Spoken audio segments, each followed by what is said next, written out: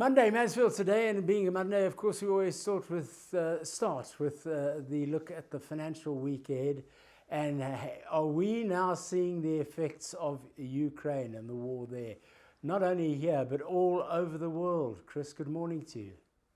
Jeremy, a very good morning to you. Yes, you're absolutely right. The United Nations Food and Agriculture Organization reports that global food prices have struck a 14-year high. This follows a massive squeeze on the supply of grains and vegetable oils. The food price index, published monthly by the UNFAO, has risen to its third record high in a row, jumping 34% on the same time last year. It was 12.6% higher than in February. Worth noting that this kind of inflation always hits poor people hardest. We're looking at very severe effects in North Africa, parts of the Middle East, which rely on both Russia and Ukraine for their grain and vegetable oils. Sri Lanka's a casualty too. Rising food inflation there has helped spur protests, creating a severe economic and political crisis in that country. The FAO reckons that food prices could rise another 22% above their already elevated levels. Now, if you're in a developed country, you typically spend about 17% of your income on food, but if you're in a poor country, that figure rises to 40%. But it's not only the poor countries. I see a headline, a warning of civil unrest in the UK. Right again, Jeremy. This is a story on Bloomberg quoting someone called Martin Lewis, who is well known, I understand, to the Brits as an expert on how to save. Lewis says that if Britain's worsening cost of living crisis continues, there could be civil unrest. He says that he's being inundated by pleas for help from people who can no longer make ends meet. When breadwinners cannot provide, anger brews and civil unrest brews, says Lewis, adding, "I do not think we are very far off." The situation's become so desperate in Britain, says Bloomberg, that Lewis's website has set up a new feature that provides tips on staying warm without heating. We're talking hot water bottles in sleeping bags, says Lewis, yet this is one of the richest countries in the world.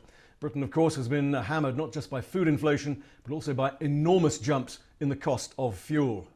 Our business confidence has taken a knock as well.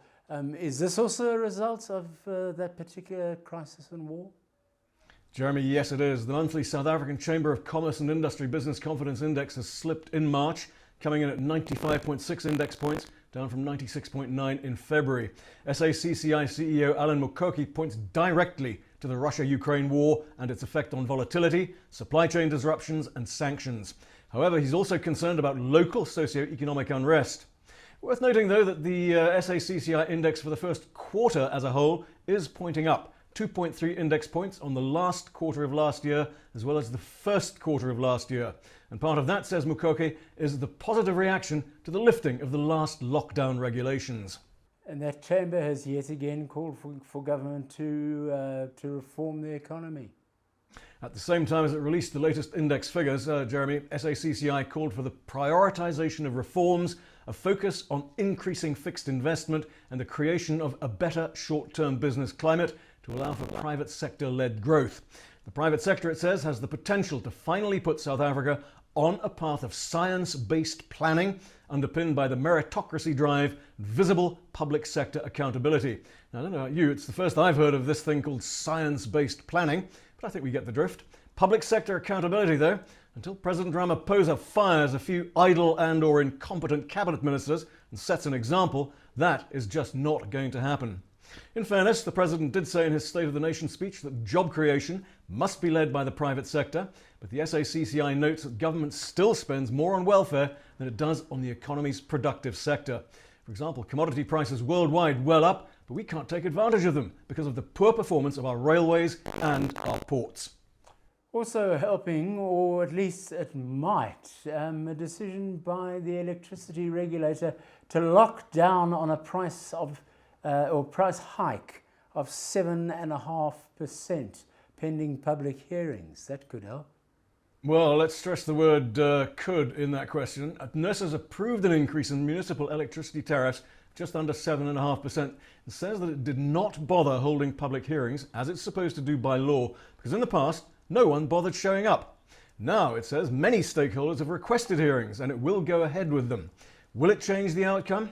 I'm not holding my breath, despite the fact that local consumers are really feeling the pinch and the fact that it's well above inflation.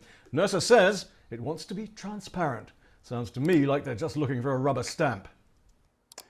Going back to the Russian-Ukraine war, the first Russian company has spoken out against it. This is Russia's biggest aluminium producer, Rusal, also the world's biggest outside China. It says it wants a thorough and impartial investigation into allegations of war crimes against Russian troops. The call came after the revelations of civilian murders in the town of Bucha, but those have since spread elsewhere, now include the rocket attack on the civilian railway station in Kramatorsk. Rusal's chair, Bernard Sonnefeld, says the perpetrators should face severe punishment. Now, it's an unusual call given the Kremlin's hard line on information. As you'll be aware, in Russia, you're simply not allowed to call it a war. It's a special military operation. The dead bodies in the streets, which we see on our screens, apparently being played by bad actors, according to the Kremlin, and so on. I guess it helps that Sonneveld is a Hollander. He adds that he wants an early end to this fratricidal conflict, as he calls it, as do we all. But as long as President Putin has his boot on the throat of Russia's media, that does not seem likely. What about the sanctions we've heard so much about? Are they working at this stage? In a word, Jeremy, no. Russian oil has sold out for the next month. It's being discounted and as a result snapped up by willing buyers. Russian coal is being bought by the Chinese. And believe it or not, more Russian natural gas is flowing to Europe now than before the invasion. I should add that none of these exports are the subject of sanctions. The current estimate is that Russia will earn about $320 billion this year from energy exports, up by about 1/3 on last year. And the Russian currency, the ruble, is also stronger now than it was before the start of the war. Okay, let's bring it local. The search is on for a new Director General of Treasury. This follows the announcement that the current head, Dondo Mohajani, has decided not to renew his contract when it expires at the end of June. It is a blow. Mohajani is highly experienced. He's a very safe pair of hands. But is it, though, a crisis? Treasury lost its head of assets and liability management, Chepiso Mauchloli, last year. Currently has no less than 70 strategic posts open.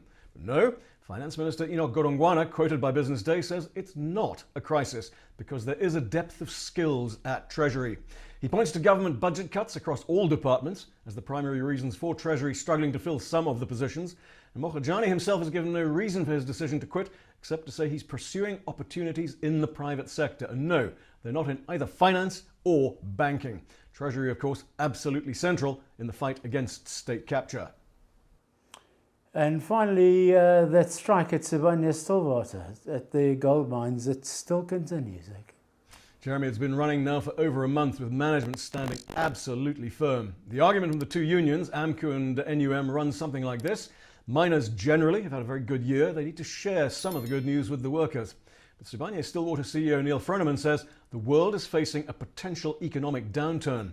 He's pointing to rising inflation in many countries, as well as the knock-on effects of the Ukraine-Russia war. We can't let buoyant commodity prices confuse us, says Frenneman.